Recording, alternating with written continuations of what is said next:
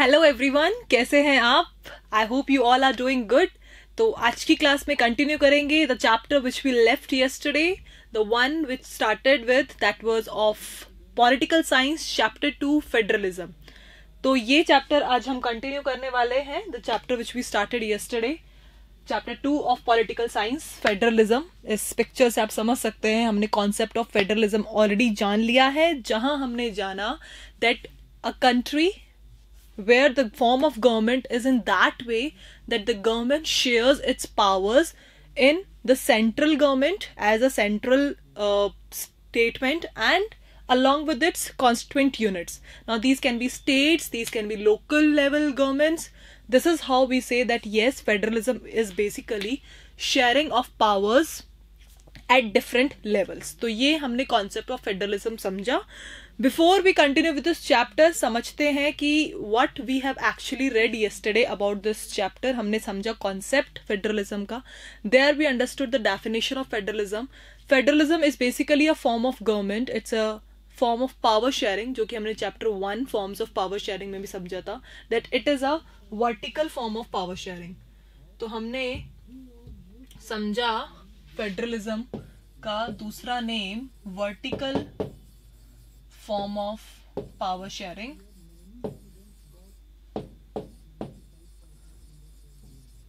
जहां पे what happens in vertical form of power sharing क्या होता है बेटा? There are more than one level. तो generally like हमारी country में 3 हैं. We have a government at central, we have a government at state and we have a government at local. ठीक है, तो इसी को हम कहते हैं federalism, which is also called vertical form of power sharing. तो कॉन्सेप्ट समझा हमने. After that we did various features of power sharing. हमने फीचर्स समझे पावर शेयरिंग के and federalism, especially with reference to that we understood the features of federalism. There we read 7 features. और जैसा कि मैंने आपको बताया कि maximum a question of 5 marks is there in SST. SST का जो पेपर पैटर्न है, तो maximum scoring जो marks है वो 5 marks हैं SST में. और वहां पे हमने समझा कि out of 7 features you can do any 5 features. For a safe, we can say, step, you should do the last feature of federalism, that is the dual objective of federalism, जहाँ पे to promote and integrate the unity, safeguard the unity, and second one that is हमने पढ़ा था to accommodate social diversity. तो ये point करने से क्या होगा बेटा? ये point करने से कह सकते हैं कि आपका एक और क्वेश्चन, एक और 1 मार्कर ऑब्जेक्टिव क्वेश्चन प्रिपेयर हो जाएगा. तो when you are doing features of federalism, when you are choosing in, if you are able to do all 7 that's amazing, not बहुत टफ चीज नहीं है. बट आप जब टॉप 5 बेस्ट 5 फीचर्स लर्न करेंगे तो don't forget to learn the last feature because it can come itself as a separate question. ठीक है, तो यहाँ हमने फीचर्स ऑफ फेडरलिज्म कर लिया है और अब हम पढ़ेंगे next topic. After doing features of federalism हमने पढ़ा रूट्स ऑफ फेडरलिज्म. तो रूट्स ऑफ फेडरलिज्म ने हमें क्या जाना? That there are 2 roots of federalism, holding together and coming together. Coming together जो हमने फर्स्ट पढ़ा, इसमें क्या है? There are various states which are independent, सब अलग अलग हैं और वो कंबाइन होते हैं, so they come together. This is called coming together federation. और होल्डिंग टुगेदर में क्या है? There is a bigger unit which hold the smaller units under it, तो इसे बोलेंगे हम होल्डिंग टुगेदर फेडरेशन. तो ऐसे देखा जाए तो प्योर फॉर्म ऑफ फेडरलिज्म कौन सा है? Coming together. बिकॉज इसमें क्या होता है? In coming together federation all the states they have equal powers in spite of coming together. वो एक साथ बनते हैं to get more strong, right? तो वो सॉवरेनिटी को अपना पूल करते हैं. So this is how we say कि वो अभी भी इंडिविजुअली अपने पावर्स रिटेन करते हैं. They have the existence, they retain their powers as it is the way they were जब वो कमिंग टुगेदर फेडरेशन का पार्ट बने थे. उससे पहले जो उनके राइट्स थे, सेम राइट्स अब भी हैं. आगे बात करते हैं तो एग्जाम्पल्स हैं. उसमें the best example is United States of America. That is the example जो कि है आपका कमिंग टुगेदर फेडरेशन का, right? Moving to next one, that is holding together. Holding together में क्या है? There is a bigger organisation कह सकते हैं, बिगर होल्डर जो छोटे छोटे स्टेट्स को। तो अगर इसमें बेस्ट एग्जांपल हमारा इंडिया का है, होल्डिंग टुगेदर फेडरेशन में क्या है, the bigger one it holds the smaller one, है ना। तो हमारे यहाँ सेंट्रल गवर्नमेंट है, that is the holder and it is holding the smaller units, these are the various states. तो India is the best example for holding together federation. But जैसा कि हमने जाना कि प्योर फेडरेशन क्या है, जहां पे सब यूनिट्स के पास इक्वल पावर है, लेकिन इंडिया का federation is a quasi federation, जहां पे हमने जाना that central has more powers in comparison to the states और अदर कॉन्स्टिट्यूएंट यूनिट्स, चाहे वो लोकल गवर्नमेंट हो चाहे वो स्टेट गवर्नमेंट हो, उनके कंपैरिजन सेंट्रल के पास ज्यादा पावर है। So after doing the roots of federation, one more topic we did yesterday, that was how is India a federal country? What makes India a federal country? और यहाँ हमने जाना that those 7 features, जो हमने features, importance, significance, characteristics किसी भी form में बोल सकते हैं हम, इन सारे जो 7 फीचर्स हमने किए थे, ये सारे फीचर्स इंडियन फेडरलिज्म पे सूट होते हैं, चाहे वो जुरिस्डिक्शन का हो, सोर्स ऑफ रेवेन्यू होगा, कॉन्स्टिट्यूशन चेंज का हो, द 3 टायर्स हो, 2 and plus टायर्स हो, तो वो सब क्या होते हैं, वो उसमें सूट करते हैं। That is why Indian federalism is actually a federalism. हमारा system federal form of government है, बिकॉज हम लोग अपने पावर्स क्या करते हैं, शेयर करते हैं। अब बात करते हैं हम the next thing, that is we also talked about 3 list कि how in India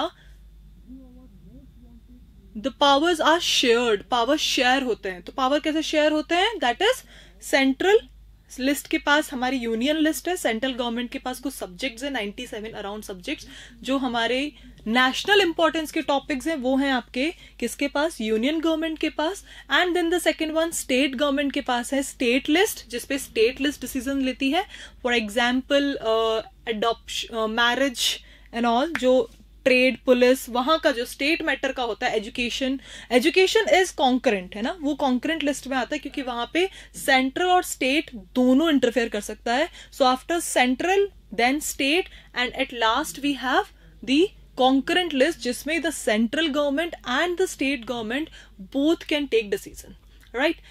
उसके अलावा व्हाट अबाउट द टॉपिक्स जो किसी में भी नहीं है, they are neither in central nor in state, and वो इवन कॉन्करेंट में भी नहीं है, तो वो आते हैं रेजिडियरी टॉपिक्स में। तो रेजिडियरी टॉपिक्स में लाइक इंटरनेट हो गया, सॉफ्टवेयर हो गया, तो ये टॉपिक्स रेजिडियरी में आते हैं। अगेन इन पे भी अगर हम बात करें, सेंट्रल के डिसीजन, यूनियन लिस्ट के डिसीजन सेंट्रल गवर्नमेंट लेगी, स्टेट लिस्ट के डिसीजन स्टेट गवर्नमेंट लेगी, कॉन्करेंट में दोनों ले सकते हैं, लेकिन in case there is any dispute, any clash between the decision which is taken by central and state, तो उस केस में whose decision will be considered like prior or the one which is like given priority, so final decision माना जाएगा central government का। इसलिए मैंने बोला था कि central has more powers in India, ठीक है। फिर बात कर रही हूँ रेजिडियरी की, तो रेजिडियरी सब्जेक्ट्स पे भी कौन डिसीजन लेगा, अगेन सेंट्रल गवर्नमेंट। तो इंडिया का फेडरलिज्म क्वासी फेडरलिज्म है। There is one more sector कह सकते हैं, one more level of India as a country, geographical division की बात करूं, दैट इज यूनियन टेरिटरीज।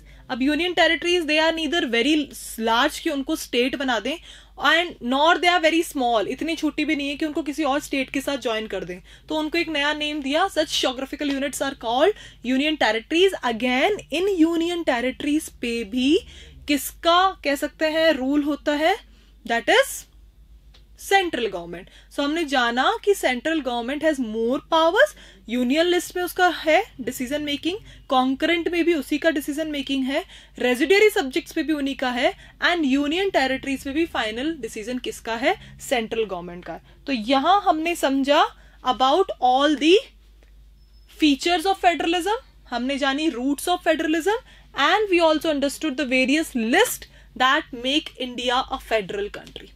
अभी तक हमने ये टॉपिक्स कर लिए हैं। आज की क्लास में हम टॉपिक्स करने वाले हैं the various test, how is federalism practised in India. क्योंकि ऐसा नहीं है कि सडनली एक डिसीजन लिया था कि ठीक है, अच्छा ये कॉन्सेप्ट होता है फेडरल का, इंडिया में लगा दो, नहीं। इसे लगाने से पहले, इस फेडरलिज्म के कॉन्सेप्ट को अडॉप्ट करने से पहले बहुत से टेस्ट किए गए थे, एक्सपेरिमेंट्स किए गए थे. It is not so easy कुछ भी नया करने के लिए किसी कंट्री में कि यूं कर दिया उसको.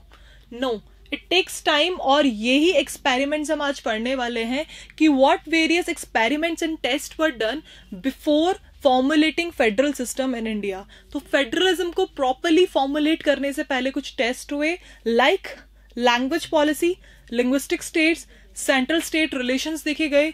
ये सब देखने के बाद फिर लगा कि यस, इंडिया में फेडरलिज्म सक्सेसफुल होगा.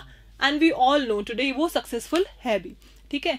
Other than that, we will also read about the most important topic of this chapter, that is decentralization. आज तक की क्लास में अभी तक मैंने सिर्फ 2 लेवल की बात करी, that is state और nation. We are talking about just 2. ठीक है. What about this third one? ये लोकल लेवल का क्या? तो लोकल लेवल हम समझेंगे आज in the form of decentralisation, जहां पे हम urban local government and rural local government दोनों की स्ट्रक्चर समझेंगे, दोनों का फंक्शनिंग समझेंगे. Fine. So the 2 topics and the last, यही 2 टॉपिक बचे इस चैप्टर में जो हम आज की क्लास में करने वाले हैं. So let us begin now. So first of all, how is federalism practised in India. जैसे कि मैंने अभी आपको बताया कि फेडरलिज्म को प्रॉपरली इंप्लीमेंट करने से पहले चेक किया गया, वेरियस टेस्ट हुए, एक्सपेरिमेंट्स हुए, और फिर लगा कि यस, इंडिया में फेडरलिज्म सक्सेसफुल है. तो if you check the map, India का मैप अगर आप चेक करोगे ना बेटा, तो आपको मिलेगा कि कहीं ना कहीं, लेट्स टेक एन एग्जांपल, जब भी हम कहीं घूमने जाते हैं, like I am from Rajasthan और मैं सपोज साउथ में घूमने गई. ठीक है. तो साउथ में मैं जाऊंगी तो वहां की जो नेटिव्स हैं, either they will speak English, ठीक है, या फिर वो वहां की जो लैंग्वेज है उनकी वर्नाकुलर लोकल लैंग्वेज वो बोलेंगे. अब मैं वहां गई और वहां पे एक और टूरिस्ट फैमिली थी और मैंने उनको राजस्थानी बोलते हुए सुना. ठीक है. तो what vibes I will get, मुझे लगेगा अरे हाँ, ये भी राजस्थान से. एक कनेक्टिविटी बन जाती है ना. हम जब अपने, होता है, not everybody I would say, but generally on an average हम मानते हैं कि ऐसा होता है. ठीक है. यही था हमारा लिंग्विस्टिक स्टेट्स. तो अगर आप अपना मैप से भी देखोगे, इस मैप को देखोगे, इंडिया मैप, तो देयर आर लाइक स्टेट्स. उनको कहीं ना कहीं the people who were speaking same language, the people who had same culture, same identity, उनके व्यूज, उनके ओपिनियंस, कहीं ना कहीं चीजों को लेकर परसेप्शन सेम से थे. ठीक है. It was good. ये माना गया कि इट इज बेटर अगर उनको एक ही एरिया में वो साथ रहे. ऐसा होता है ना कि आपका कोई फ्रेंड है, बहुत अच्छा फ्रेंड है, और टीम्स बन रही हैं स्कूल की, तो आप चाहते हो कि भाई मेरा फ्रेंड भी मेरी टीम में आ जाए. क्यों? एक कनेक्टिविटी है ना. माइंड सेट हमारा सेट है कि ये बनता है कि भाई परसेप्शन यही है, मेरा भी परसेप्शन यही है, तो माइंड सेट है. ठीक है. ऐसा होता है अगर हमारी लैंग्वेज बोलने वाला भी, बहुत सारी कॉम्प्लिकेटेड लैंग्वेजेस हैं और उसमें कोई हमारी लैंग्वेज बोलने वाला है, तो हमें लगता है यार इससे बॉन्डिंग बन जाएगी. ठीक है. यही हम जानने वाले हैं लिंग्विस्टिक स्टेट्स में. तो first of all, linguistic, the word has come from language. तो जनरली ऐसा लगता है कि लिंग्विस्टिक स्टेट्स का मतलब है लैंग्वेज सेम बोलने वाले लोगों को एक लैंग्वेज का पार्ट बना दिया और उन्हें बोला linguistic states. But that is not true. सिर्फ लैंग्वेज के बेस पे नहीं, उनकी कल्चर, ट्रेडिशंस, रिचुअल्स, कॉमन क्या है उनमें, इन सबको देखते हुए जो स्टेट्स बने, कॉमन लोगों को एक साथ रखने का जो प्लान बना, उसे बोलते हैं linguistic state. So creation of linguistic state was the first and a major test for democratic politics in our country. ये question children 1 marker में आ जाता है. Which was the first test of democratic politics in India? So that was linguistic states. Linguistic states है क्या? In 1947 independent हो गए थे हम. ठीक है. लेकिन इंडिया का मैप जैसा आज दिख रहा है इसमें, ऐसा नहीं दिखता था. It was like बहुत complicated था, तो easy नहीं था वो मैप. उस मैप पे काम किया. We know about a person behind integration, और हम सब जानते हैं Sardar Vallabh Bhai Patel, the man behind integration of India. इन्होंने किया ये काम और बहुत टफ था, बिल्कुल डिवाइडेड थे. हमको प्रोविंसेस, प्रिंसली स्टेट्स ऐसे छोड़ के गए थे ब्रिटिशर्स, है ना. तो वो इंटीग्रेशन वाला कब जब काम चल रहा था, तो एक चीज दिमाग में आई कि जो कॉमन कल्चर शेयर करते हैं, राइट, या जो कॉमन जिनकी आइडेंटिटी है, जिनका चाहे लैंग्वेज सेम हो, चाहे कल्चर सेम हो, क्यों ना उन लोगों को साथ साथ रखे, दे विल फील गुड. हमें ऐसा लगता है यही किया गया. इसके पीछे एक ये भी डाउट था कि मे बी अगर ऐसे ऐसे कर दिया तो कहीं वो खुद को डिवाइड ना कर ले, मतलब खुद को अलग ही ना कर ले. दोनों था। एक पॉजिटिव ओपिनियन ये था इसको लेकर कि अगर सेम सोच वाले, सेम कल्चर वाले, सेम लैंग्वेज वाले लोग साथ रहेंगे तो एक बॉन्डिंग बनी रहेगी, it will be good for the harmony of country, peace and calm रहेगा सब। और दूसरी साइड ये टेंशन भी थी कि कहीं ये रिस्क था बेसिकली ऐसा करना कि ऐसा ना हो कि उन लोगों को एक साथ कर दिया तो कहीं वो खुद को डिवाइडेड ही फील कर ले और अलग कर ले अपने आप को कंट्री से, है ना।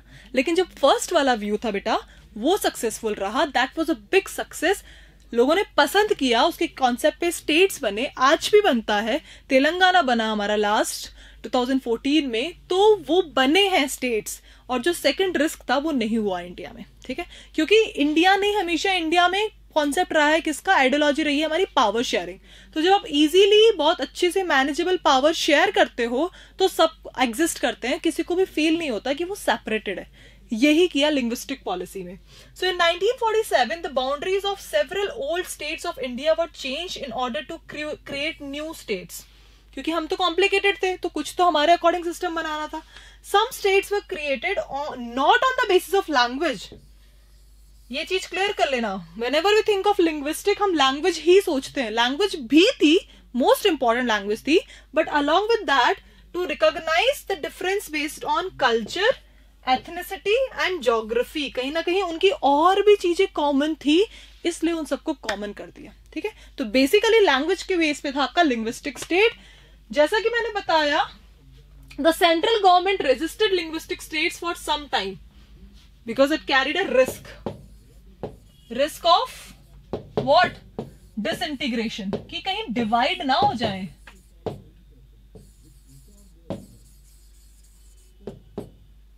है ना, तो डर तो था कि कहीं हम डिवाइड ना हो जाएं, बट ऐसा हुआ नहीं। It was a big success, but the experience has shown that the formation of linguistic states has actually made the country more united. अच्छा लगता है ना, सेम लैंग्वेज के लोग अगर एक ही कंट्री, एक ही स्टेट में हैं, मतलब कितना कॉम्प्लिकेटेड हो जाता अगर साउथ के कुछ लोग ले लेते, राजस्थान का कुछ ले लेते, महाराष्ट्र के कुछ ले लेते थे और उनको एक स्टेट बना देते। एक फील ही नहीं आता, एक वाइब ही नहीं आती, एक यूनिटी वाली बॉन्डिंग नहीं बन पाती, तो फर्क पड़ता है। आज मैं आपसे हिंदी इंग्लिश दोनों में क्यों बोल रही हूँ, because it's the language you guys are comfortable with, आपको सही लग रहा है। अगर मैं सिर्फ एक ही लैंग्वेज बोलती जाऊं तो maybe to make you understand we are using Hindi as well, to make you understand, to explain you better, ठीक है। फाइनली आपको लिखना इंग्लिश में ही है, बट कॉन्सेप्ट्स क्लियर करने के लिए जरूरी हो जाता है कई बार। दिस इज द रीजन कि लिंग्विस्टिक स्टेट्स बनाए and it was a very good success as well. It has also made administration easy.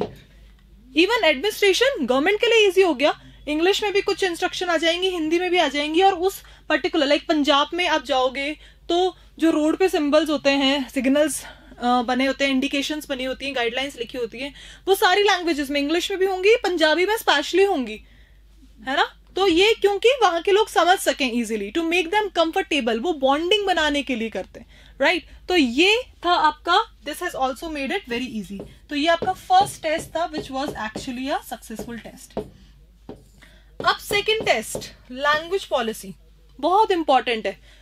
इस पे अलग से क्वेश्चन आ जाता है 3 मार्क्स से लेकर 5 मार्क्स का। लैंग्वेज पॉलिसी क्या है इंडिया की, तो क्या समझते हैं आप लैंग्वेज पॉलिसी क्या है? क्या हम हिंदी को सिर्फ प्रमोट कर रहे हैं, क्या हम इंग्लिश को प्रमोट कर रहे हैं, स्कूल्स में इंग्लिश एजुकेशन को प्रमोट करते हैं, हम हिंदी दिवस मनाते हैं, स्पेशली हिंदी को अपनी मातृभाषा बोलते हैं, तो है क्या? और अगर लोकल एरियाज में जाएं तो वो अपनी लैंग्वेजेस बोलते हैं, है ना। तो है क्या हमारी लैंग्वेज पॉलिसी? बहुत ही फ्लेक्सिबल लैंग्वेज पॉलिसी है हमारी, बहुत ही लिबरल।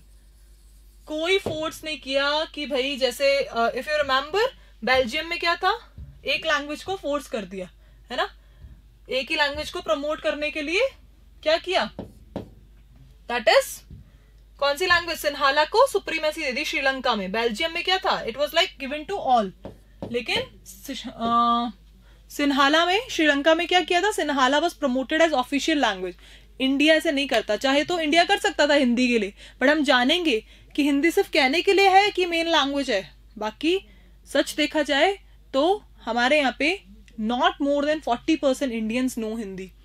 Fact is this. हमको लगता है हिंदी आती, बट सच ये नहीं है। स्पेशली आप साउथ में जाओ, ईस्ट साइड जाओ, वहां पे हिंदी नहीं आती है लोगों को, ठीक है। सो इसलिए इंडिया की language policy, so second way how federalism, that second test was language policy. तो लैंग्वेज पॉलिसी चेक की, our constitution did not give the status of national language to any one language. किसी एक language को हमने national language का status नहीं दिया. This is the best part. तो इंडिया की कोई नेशनल लैंग्वेज नहीं है, हमारी कोई ऑफिशियल लैंग्वेज नहीं है. First thing. Second thing, a candidate in an examination conducted for the central government positions may opt to take the examination in any of these language. आप ये देखोगे, अपने 10th का बोर्ड एग्जाम दोगे आप, अगर आप लोग इंग्लिश मीडियम से हैं तो आपका पेपर हिंदी इंग्लिश दोनों में आएगा. अगर आप हिंदी मीडियम से हैं तो भी आपका पेपर हिंदी इंग्लिश दोनों में आएगा. What does it prove? आप कोई भी कॉम्पिटिटिव एग्जाम दो, उसमें हिंदी इंग्लिश दोनों में आएगा. आप किसी पर्टिकुलर रीजनल एग्जाम दे रहे हो, जैसे बैंक के एग्जाम्स होते हैं, rural regional rural bank, RRB bank जो होते हैं, उनका एग्जाम दोगे तो आपको एक पेपर उस लैंग्वेज में भी क्लियर करना होगा. ठीक है. गवर्नमेंट टीचर बनना होता है, रीट का एग्जाम होता है एंट्रेंस का, उसमें आपको 2 लैंग्वेजेस का पेपर क्लियर करना होता है. तो दैट मेक्स कि हाँ, आप इंडिया में ऐसी कोई रिजिडिटी नहीं है, कोई रिजिडनेस नहीं है लैंग्वेज को लेकर. ठीक है. दोनों ऑप्शंस अवेलेबल है. इवन लोकल लैंग्वेज का भी ऑप्शन काफी जगह अवेलेबल है. सो दैट शोज कि India has a flexible approach towards language policy. Then next thing, states to have their own official language. States की अपनी ऑफिशियल लैंग्वेज है, वो हिंदी में, इंग्लिश में, और उसके अलावा अपनी लैंग्वेज में भी इंस्ट्रक्शंस देती है. In many states it is like that. Much of the government work takes place in the official language of the concerned state. क्योंकि वहां के लोगों को लोकल आती है, आपको लोगों से डील करना है. आरआरबी में, बैंक में, अगर तमिलनाडु में कोई आता है कस्टमर, बैंक का क्लाइंट बनता है और वो तेलुगु बोल रहा है, तमिल बोल रहा है, सॉरी, अब जो वहां के एम्प्लॉयज उनको तमिल आती ही नहीं है, हाउ विल दे कम्युनिकेट? हमेशा तो ट्रांसलेटर नहीं चाहिए ना. तो the person should be like expert, उसको आनी चाहिए वो लैंग्वेज. इसलिए लोकल लैंग्वेज भी अगर उस पर्टिकुलर स्टेट का है तो आनी ही चाहिए. दिस इज द रीजन कि हमारे यहाँ पे बहुत ही लिबरल लैंग्वेज पॉलिसी रखी गई है. Then the central government responded by agreeing to continue the use of English along with Hindi for official purpose. No, 1965 के आसपास लाइक हिंदी वॉज प्रमोटेड, कि हिंदी को प्रमोट किया to be only official language. और south states ने कर दिया इस पे क्या, they started rebelling this thing कि नो, हमको आती ही नहीं है. जैसे मैंने आपको बताया 40% लोगों को नहीं आती है, 40% लोगों को आती है, उससे ज्यादा लोगों को नहीं आती हिंदी. तो बाकी लोग कैसे मैनेज करेंगे? ठीक है. इसलिए हिंदी, इंग्लिश और वहां की लोकल लैंग्वेज, स्पेशली इसमें तमिलनाडु वाज द स्टेट जिसने सबसे ज्यादा रिएक्ट किया इस बात को लेकर. और उसी का रीजन था कि उसके बाद से हिंदी के अलावा इंग्लिश को भी ऑफिशियल लैंग्वेज बनाया, along with giving recognition to state languages. If I talk about our constitution, हमारे कॉन्स्टिट्यूशन में भी this is such a wonderful thing. Along with Hindi we have 21 more languages. So total 22 languages हमारी क्या है, scheduled languages हैं, जिनको recognition है constitution में भी. तो आप इससे समझ सकते हो कि Indian government, Indian administrative system कितना फ्लेक्सिबल है लैंग्वेज को लेकर. ठीक है. सो बहुत ही हमारा लैंग्वेज पॉलिसी बहुत फ्लेक्सिबल है. Promotion of Hindi continues to be official policy of the government of India. But promotion का मतलब ऐसे नहीं है कि फोर्स कर रहे हैं हिंदी बोलो आप, है ना. हम हिंदी दिवस सेलिब्रेट करते हैं, हम प्रमोट करते हैं इनडायरेक्टली कि ठीक है, बीइंग इंडियन हर कंट्री का होता है ना, बीइंग इंडियन हिंदी आनी चाहिए. But then we don't have that rigid policy, हम फ्लेक्सिबल अप्रोच पे हैं. Fine. So this was all about the second test of federalism in India, that was language policy. Third test, that was central state relation. बहुत complicated था. एक time पर था जब हम सबको पता है इंडिया में सिर्फ एक पॉलिटिकल पार्टी थी, है ना. तो सेंट्रल पे, स्टेट पे, सब पे एक ही पॉलिटिकल पार्टी थी, कोई प्रॉब्लम नहीं थी. प्रॉब्लम तब आई जब लोकसभा इलेक्शंस हुए और 1990s के आसपास एक ही पार्टी, लाइक यू नो, वो लोकसभा जो मेन पार्टी थी उसको मेजोरिटी नहीं मिली, 50% अबव मेजोरिटी नहीं मिली. तो जो स्मॉलर पार्टीज थी उनको कंबाइन करना पड़ा. And what is that condition called? It is called coalition government. आप सबने जूनियर क्लासेस में पढ़ा है what is a coalition government. When it was year 1990, when the period saw the rise of regional political parties. हम next chapter में समझेंगे what are state parties, what are national parties. अभी के लिए आप समझ लीजिए कि when one party is not able to seek majority that is getting more than 50% votes नहीं कर पाती है, उस केस में क्या होता है, दिस पार्टी, इसको अलायंस भी बोलते हैं, फ्रंट भी बोलते हैं, ये party gets mixed much with the smaller parties, छोटी पार्टीज जो चाहे वो स्टेट की लोकल पार्टीज हो, रीजनल पार्टीज हो, स्टेट पार्टीज हो, वो उसके साथ कंबाइन हो जाती हैं और क्या करती हैं, गवर्नमेंट बनाती हैं। तो उनके वोट्स मिला के 50% प्लस वोट्स हो जाते हैं and this is how they form the government. इसे बोलते हैं कोलिशन गवर्नमेंट। कोलिशन गवर्नमेंट का कॉन्सेप्ट आने के बाद ही जो सेंट्रल पे पार्टीज थी उनको स्टेट की इंपॉर्टेंस समझ में आई, उनको इंपॉर्टेंस समझ में आई, क्योंकि देखो ये कोलिशन गवर्नमेंट है ना, ये लीडर है कोलिशन गवर्नमेंट के, इनके अंडर डिफरेंट डिफरेंट पार्टीज हैं, तो सब पार्टीज पे ये बीजेपी बैठी है, ठीक है, इन्होंने बनाया, लेकिन then other parties are also part, तो कहीं ना कहीं दे हैव टू, क्योंकि देखो 100 करने के लिए जितना 80 इंपॉर्टेंट है ना उतना ही 20 इंपॉर्टेंट है। कोई कहे कि मेरे पास 80 है तो मैं इंपॉर्टेंट हूँ, 100 करने के लिए उसको 20 भी चाहिए, अगर वो 20 ने अपना हाथ निकाल लिया ना तो वो 80 रह गया, वो 100 कभी नहीं बनेगा। तो चाहे वो 20 वोट्स हो जिससे कमी पड़ रही थी, even if any party is giving just 20%, वो 20% इज ऑल्सो इंपॉर्टेंट। तो ये कोलिशन गवर्नमेंट आने के बाद समझ में आया, सेंटर और स्टेट के रिलेशन बेटर हो गए। So this led to a new culture of power sharing and respect for the autonomy of state government. State government का पावर समझ में आया लोगों को कि yes they also have rule, उनका भी एग्जिस्टेंस है।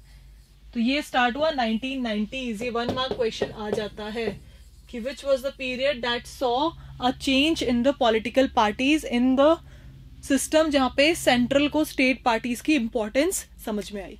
फाइन, तो यहां तक हमने पढ़ा। The topic completes here that how is federalism practised in India. यहाँ हमने 3 टॉपिक्स पढ़े। The 3 test are, the first one that is linguistic states पढ़ा हमने, सेकंड लैंग्वेज पॉलिसी पढ़ी एंड थर्ड हमने पढ़ा सेंट्रल स्टेट के रिलेशंस जो 1990s के बाद इंप्रूव हुए, right.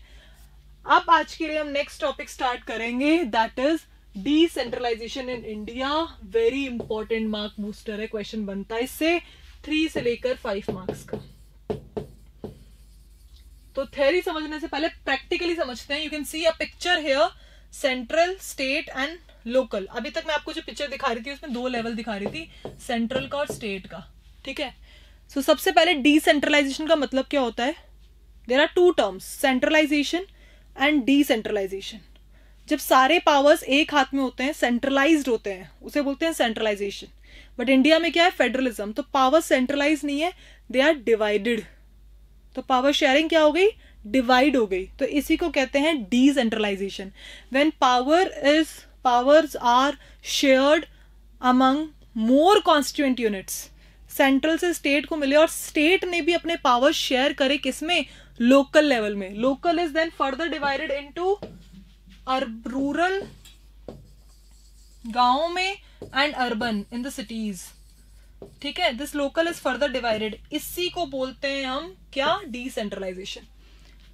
I hope I am clear. So federalism कहां तक समझा हमने, सेंट्रल स्टेट, एक से ज्यादा लेवल होते हैं फेडरलिज्म, वो स्टेट भी अपने पावर्स फर्दर कॉन्स्टिट्यूएंट यूनिट्स में शेयर करे इन the form of local government. Local self government बोलते हैं क्योंकि यहां पे हम लोग डायरेक्टली पार्ट होते हैं इलेक्शंस का, है ना। तो this is the reason it is also called local self government, Panchayati Raj भी बोलते हैं इसको हम।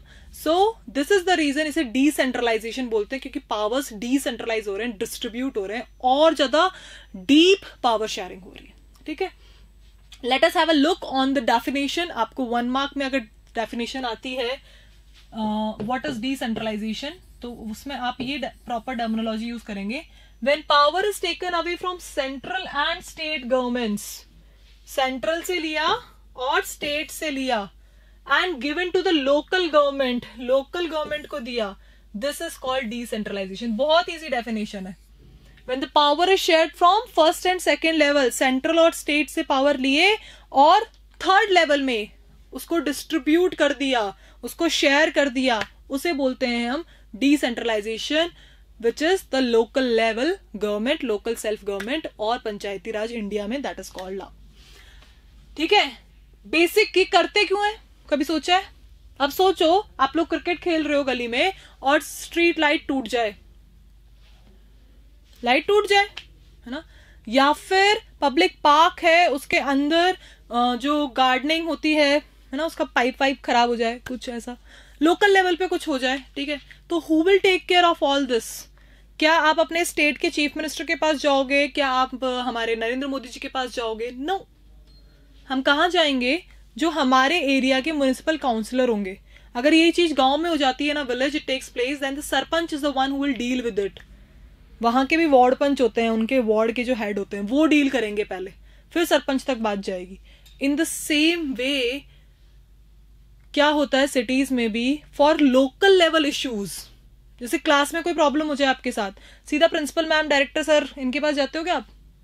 नहीं ना, सॉर्ट आउट हो जाती है वो, पहले तो फ्रेंड्स में कर लेते हैं हम, नहीं होती है तो बात सब्जेक्ट टीचर तक, जो टीचर पढ़ा रहा है क्लास में उन तक पहुंच गई, उन तक भी नहीं हुई तो बस क्लास टीचर तक बात पहुंच गई, कोऑर्डिनेटर मैम तक पहुंच गई, कोऑर्डिनेटर सर तक पहुंच गई, फिर जाके वाइस प्रिंसिपल, तब बात पहुंचती है। Until unless the issue is like बहुत बड़ा है ना, तो लाइक जयपुर में बॉम्ब ब्लास्ट हो गया तो ये तो फिर नेशनल तक ही जाएगा मामला, वहां से शुरू होते हुए। लेकिन छोटे मोटे इश्यूज हैं, लाइट खराब हो गई है तो अब लाइट खराब हो गई तो क्या करोगे? लाइट खराब हो गई तो सीएम के पास जाओगे क्या, या पीएम के पास जाओगे? नो, ना तो सीएम के पास जाओगे ना पीएम के पास जाओगे, आप जाओगे अपने लेवल के एडमिनिस्ट्रेशन पे, है ना। तो वहां आप देखोगे कि एट लोकल लेवल ओनली, ताकि यू हैव अ कनेक्टिविटी, आप अपने आपको एक कॉन्फिडेंस भी होता है कि ठीक है at this level this is the person whom I am accessible to, ये मेरे को एक्सेसिबल है, मैं इस तक जाके अपनी प्रॉब्लम सॉल्व करवा सकता हूं। इसी को बोलते हैं लोकल लेवल गवर्नमेंट, ठीक है। सो बेसिक आइडिया क्या है इसके पीछे? The decentralisation is that there are large number of problems and issues which are best settled at local level. बहुत सारे छोटे छोटे इश्यूज होते हैं जो डायरेक्टली स्टेट या सेंट्रल गवर्नमेंट तक नहीं जाते, ये इश्यूज लोकल लेवल पे सॉर्ट आउट हो जाए, ये होता है basic purpose. So you should basically यहाँ पे इस टॉपिक में आपको समझना है what is decentralisation and why decentralisation. What में आप डेफिनेशन लिखेंगे और व्हाई में द बेसिक पर्पस इज कि लोकल इश्यूज को लोकल लेवल तक ही सॉर्ट आउट कर दो, आगे मत बढ़ो, बड़े हो, कोशिश ये रहती है, ठीक है। अब समझते हैं हम ये कब से स्टार्ट हुआ। सो अगेन ये आपका 3 मार्क्स का क्वेश्चन बनता है। इसमें जरूरत कहां पड़ी, क्या क्या चीजें ध्यान में रखी जाती है। So year was 1992, a major step towards decentralization was taken. ऐसा नहीं है कि 1992 से पहले डिसेंट्रलाइजेशन नहीं था, लोकल लेवल नहीं थी बट इतना ध्यान नहीं देते थे उस पे, है ना। मेजरली सेंट्रल और स्टेट, यहीं पे गवर्नमेंट के नाम पे सिर्फ यही 2 थे हमारे, ठीक है। था लोकल लेवल भी बट इतना एफिशिएंट नहीं था। तो जब ग्रेजुअली समझ में आया कि लोकल लेवल पे अगर प्रॉब्लम सॉल्व हो जाए तो प्रॉब्लम आगे बढ़ेगी नहीं, ठीक है। इसी को ध्यान में रखते हुए कुछ चेंजेस किए गए थे। There were various changes which were done. These were, now it is constitutionally mandatory to hold regular elections for local level government bodies. तो जैसे सेंट्रल और स्टेट पे एक रेगुलर लेवल पे इलेक्शंस होते हैं, in the same way at local also it is important, क्योंकि local level पे हर 5 years में अगर इलेक्शंस होते रहेंगे तो क्या होगा, एक स्टेबिलिटी आएगी वहां पे भी, है ना। उनको पता होगा कि हाँ हमारे यहाँ पे भी if we have chosen a wrong candidate there are chances to change, उसको चेंज करने के चांसेस हैं। तो लोकल लेवल पे भी रेगुलर इलेक्शंस हो ताकि डेमोक्रेसी बनी रहे eight local level also. So this is what they did. Second thing they did that was seats are reserved in the elected bodies and the executive heads of these institutions for all scheduled caste, scheduled tribes and other backward classes। ये बहुत जरूरी था, ठीक है। तो जैसे state पे at state we have a reservation for STs and SCs। हम लोगों ने क्लास 9th में पढ़ा है रिजर्व कॉन्स्टिट्यूएंसीज, जहां पे सीट्स ऑलरेडी रिजर्व्ड है कि यहाँ पे सिर्फ इसी कास्ट के लोग, इसी स्ट्रेटा, इसी सेक्शन ऑफ सोसाइटी के लोग इलेक्शंस फाइट करेंगे, right. They will be contestants. In the same way local level पे भी, और यहाँ पे एक और ऐड भी किया, ST, SC and OBC other backward classes, वहां के लिए रिजर्वेशन किया, ताकि जो एक इक्वालिटी लाना चाहते हैं हम, जो हमारा अंडर प्रिविलेज सेक्शन था सोसाइटी का, विच वॉज एक्चुअली कह सकते हैं एक्सप्लॉइटेड एट द लास्ट, उन पे काम किया गया इसमें। So this is how at the local level also reservation was provided for SC, schedule caste, schedule tribes and other backward classes, ठीक है। फिर third point, at least 1/3 of all the positions are reserve for women. ये सिर्फ यही है local level पे, बहुत important है ये, this is important, please mark it important in your books. तो बेटा स्टेट और सेंट्रल पे आज भी ये बिल में है, प्रपोजल है, बट ये पास नहीं हुआ कि विमेन को रिजर्वेशन मिले। इसलिए आप देखोगे कि स्टेट और सेंट्रल पे विमेन पॉलिटिशियंस, आपको विमेन मिनिस्टर्स बहुत कम मिलेंगी, hardly 10 to 20%, hardly, I am telling you, वहां रिजर्वेशन ही नहीं है, तो the women is not actually getting exposure over there. लेकिन यहां पे 1/3, तो सेंट्रल और स्टेट दोनों पे 1/3 सीट्स रिजर्व, सेंट्रल और स्टेट पे रिजर्वेशन नहीं है, लोकल लेवल पे दोनों, चाहे वो अर्बन हो चाहे रूरल हो, दोनों जगह 1/3 सीट्स रिजर्व्ड हैं। तो कंटेस्टेंट्स में 1/3 या फिर 1/3 कॉन्स्टिट्यूएंसीज पे, लाइक सरपंच है, 100 गांव है आपके, तो 33% कम से कम 33 फीमेल सरपंच होनी चाहिए। This is what they want to say in 1/3 reservation to women. इसके अलावा some more changes were done, that is an independent institution called the State Election Commission has been created in each state to conduct panchayat and municipal elections। ये बहुत important था, क्योंकि अभी तक सिर्फ chief election commission of India था, that was election commission of India, वो कर रहा था आपके सेंट्रल लेवल के इलेक्शंस को कंडक्ट। लेकिन स्टेट इलेक्शन कमीशन बनाया गया और इसका बेसिक काम क्या था, पंचायत और म्युनिसिपल इलेक्शंस को कंडक्ट करवाना। तो like election commission of India इतना लार्ज स्केल पे काम करता है कि उसके लिए पॉसिबल नहीं है लोकल लेवल पे टच कर पाना, तो वहां पे एक एक्सेसिबिलिटी सेंटर बनाना, एक मीडिएटर बनाना, एक मीडियम बनाना जो स्टेट लेवल के, लोकल लेवल के इलेक्शंस कंडक्ट करवा सके। तो लोकल लेवल इलेक्शंस के लिए बनाए गए स्टेट इलेक्शन कमीशन, जैसे इंडिया का इलेक्शन कमीशन है, इलेक्शन कमीशन ऑफ इंडिया, वैसे ही स्टेट इलेक्शन कमीशन बनाए गए। Fine, next thing, the state governments are required to share some powers and revenue with local government bodies। तो state governments क्या करती हैं, they are required to share some powers and revenue. अब income तो इनको भी चाहिए ना, हमने टैक्सेस में पढ़ा कि टैक्सेस डिसाइडेड है, सेंट्रल को किसके मिलेंगे और स्टेट के किसको मिलेंगे, इनको कौन देगा टैक्सेस, तो इनके टैक्सेस भी क्या किए, डिसाइड कर लिए कि सेंट्रल और स्पेशली स्टेट गवर्नमेंट अपने कुछ पावर्स, अपने राइट्स और अपना इनकम सोर्स, अपना रेवेन्यू सोर्स लोकल लेवल के साथ शेयर करेगी, उनको फंडिंग करेगी, तभी तो वो अपने एरिया में डेवलपमेंट्स कर सकेंगे। And then this nature of sharing varies from state to state. Like Kerala का है तो केरला अपने लोकल लेवल पे बहुत सारी फंडिंग करता है, क्योंकि वहीं पे डेवलपमेंट का एक्सपोजर ज्यादा है। आप सिटीज में कर रहे हो, सिटीज तो ऑलरेडी डेवलप्ड है, आप उस एरिया में कर रहे हो जहाँ रोड बढ़िया बनी हुई है, वहां दोबारा रोड बनवा रहे हो फंडिंग यूज करने के लिए, नो, जहां जरूरत है एक्चुअली वहां होना चाहिए।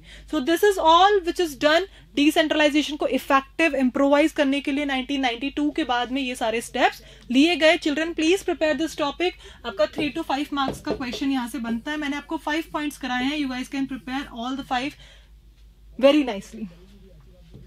अब चलते हैं इस चैप्टर के next most important, rural local government.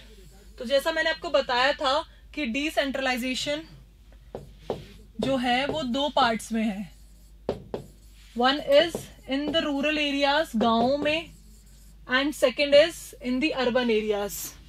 Rural में अलग है और अर्बन में अलग है। गांव में हमको पता है वी हैव सरपंच, वहां पंचायती राज है, ग्राम सभा, ये सारे टर्म्स अपने junior, I am not teaching you something new, ये टॉपिक आप ऑलरेडी जूनियर क्लासेस में कर चुके हैं, हम एक बार रिवाइज करेंगे इसको, ठीक है।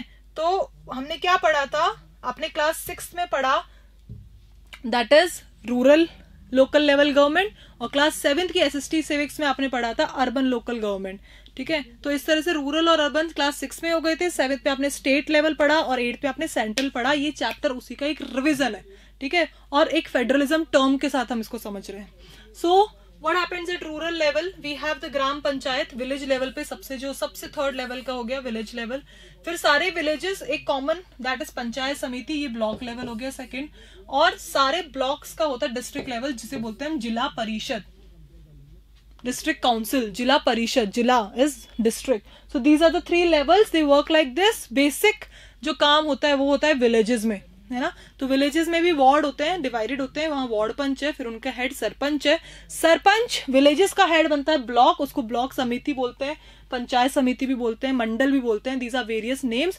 फाइनली इनका जो टॉप होता है दैट इज जिला परिषद या district council at district level, ठीक है।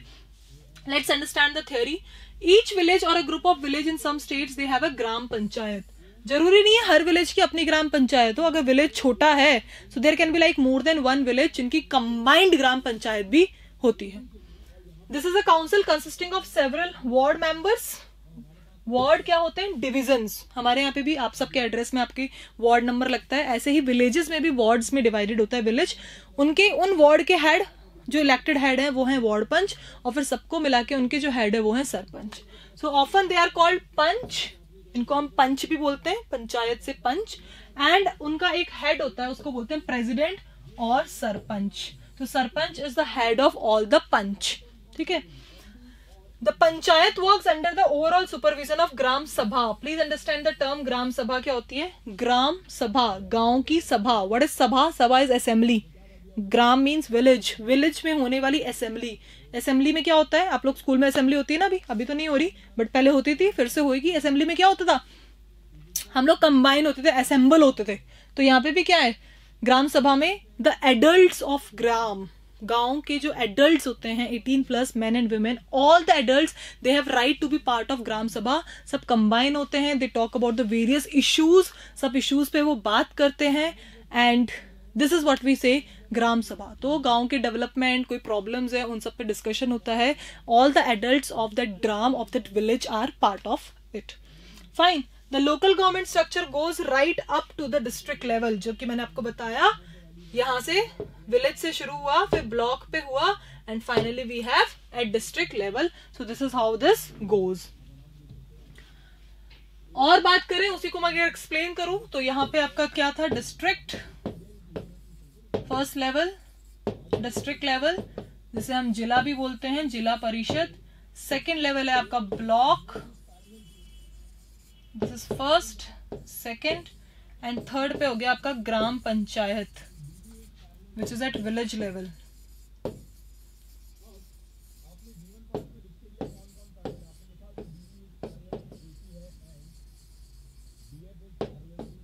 ठीक है. ब्लॉक पे और डिस्ट्रिक्ट पे 3 लेवल्स हैं. A few gram panchayats are grouped together to form what is usually called panchayat समिति और ब्लॉक और मंडल. ये जो सेकेंड लेवल है इसी के डिफरेंट नेम्स हैं. ये आप ब्लॉक भी बोल सकते हैं, मंडल भी बोल सकते हैं, पंचायत समिति भी बोल सकते हैं इसको. All the पंचायत समितिज और मंडल in a district together constitute the जिला परिषद. ये जितने भी ब्लॉक्स हैं इनका हेड क्या है? जिला, डिस्ट्रिक्ट. ठीक है. And most of the members of जिला परिषद आर इलेक्टेड. इसलिए इसको लोकल सेल्फ गवर्नमेंट बोलते हैं, क्योंकि यहाँ पे हम डायरेक्टली अपना प्रेसिडेंट, अपना जो रिप्रेजेंटेटिव है उसको इलेक्ट करते हैं. आप प्राइम मिनिस्टर डायरेक्ट इलेक्ट नहीं करते, आप चीफ मिनिस्टर भी डायरेक्ट इलेक्ट नहीं करते. तो सेंटर और स्टेट पे हम डायरेक्ट इलेक्शंस में इन्वॉल्व नहीं है, हम हमारे रिप्रेजेंटेटिव सेलेक्ट करते हैं. लेकिन यहाँ पे चाहे वो सरपंच हो, सिटी में मैं बात करूंगी पार्षद की, म्युनिसिपल काउंसलर की, वो भी हम डायरेक्टली इलेक्ट करते हैं. This is the reason this third level of government is also called local self government. हमारी अपनी होती है क्योंकि हम इसका पार्ट होते हैं. Right. So this is all about the rural. हमने रूरल वाला पार्ट कर लिया है. आज के लिए लास्ट टॉपिक पढ़ेंगे हम अर्बन लोकल गवर्नमेंट, हमारी वाली गवर्नमेंट. हाँ, तो आप सबको पता है, मैंने एग्जाम्पल दिया था कि आपकी स्ट्रीट लाइट खराब हो गई है, किसको कॉल करोगे आप? कोई बता सकता है? तो कॉल करोगे आप किसको? आप करोगे अपने, जैसे गांव में सरपंच होते हैं, आप करोगे अपने पार्षद को call. Who is parshad? He is the municipal councillor. Recently we had these local self government के हमारे इलेक्शंस कंडक्ट हुए थे. ठीक है. तो हम डायरेक्टली उसमें इलेक्शन में होते हैं, हम वोट करते हैं. तो दैट पर्सन इज, वो रियली में लोकल सेल्फ गवर्नमेंट है, because we are choosing our representatives, और वो ही हमारे हेड बन रहे हैं हमारे एरिया के. फाइन. तो ये होता कैसे है? 2 वर्ड्स आप सुनोगे यहाँ पे, म्युनिसिपैलिटीज और म्युनिसिपल कॉर्पोरेशन. तो सबसे पहले तो समझ लो, टाउन्स में, स्मॉल सिटीज कह सकते हैं आप, टाउन्स में या स्मॉल सिटीज में क्या होता है? म्युनिसिपैलिटीज. लेकिन ये अभी आपका पार्ट नहीं है. क्लास 10th के लेवल के लिए आप 2 पार्ट समझते हो, म्युनिसिपल कॉर्पोरेशन एंड म्युनिसिपैलिटीज. तो म्युनिसिपल कॉर्पोरेशन होते हैं आपके बिग सिटीज में होते हैं, और म्युनिसिपैलिटीज आपके टाउन्स में होती है. टाउन्स में लाइक अलवर, अलवर में क्या है? म्युनिसिपैलिटी है, क्योंकि वो इतना बड़ा नहीं है. लेकिन जयपुर में क्या है? म्युनिसिपल काउंसलर है. ठीक है. तो depends on the area, depends on the jurisdiction, depends on the population, उसके अकॉर्डिंग क्या है? म्युनिसिपैलिटी या म्युनिसिपल काउंसिलर डिसाइड होता है, कॉर्पोरेशन डिसाइड होता है. Municipal corporation is for big cities and municipality is for smaller cities, right. उसके बाद both municipalities and municipal corporations are controlled by elected bodies. दोनों ही जगह सेम तरीके से इलेक्शंस होते हैं. जैसे हम अपने म्युनिसिपल काउंसिलर चूज करते हैं वैसे यहाँ पे भी चूज होता है, consisting of people's representatives. So they are elected होते हैं और यही इलेक्टेड बाद में हमारे क्या बन जाते हैं, रिप्रेजेंटेटिव्स बन जाते हैं. ठीक है. Municipal chairperson is the political head of municipality, जिसे हम और क्या बोलते हैं, mayor. The municipal corporation such an officer is called mayor. तो हम अपने पार्षद को चूज करेंगे, हम अपने किसको चूज करेंगे, म्युनिसिपल काउंसलर को. और इन म्युनिसिपल काउंसलर्स का लाइक जयपुर में सपोज 100 वार्ड्स हैं तो 100 म्युनिसिपल काउंसिल वो बन गए, काउंसलर पार्षद बन गए. अब इन पे भी हेड होना चाहिए जो इनको इंस्ट्रक्ट कर सके, जो एंटायर जयपुर को चेक कर सके. तो वहां होता है मेयर, राइट. तो ये आपस में फिर इनके इंटरनल इलेक्शन होते हैं और वो फिर मेयर चूज करते हैं. मेयर भी कहीं से म्युनिसिपल काउंसलर ही होता है, but because of his experience and efficiency उसको मेयर चूज कर लिया जाता है. So like this urban local government इस तरह से बेटा स्ट्रक्चर होता है और ये काम करते हैं.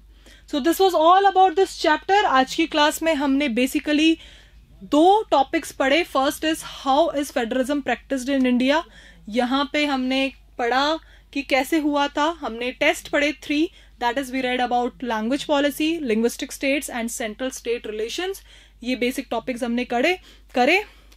And the last topic, the most important scoring topic from this chapter is हमने किया, दैट इज म्युनिसिपल कॉर्पोरेशन और हमारा रूरल गवर्नमेंट. तो हमने अर्बन सेल्फ गवर्नमेंट और रूरल सेल्फ गवर्नमेंट इन पे बात करी आज की क्लास में.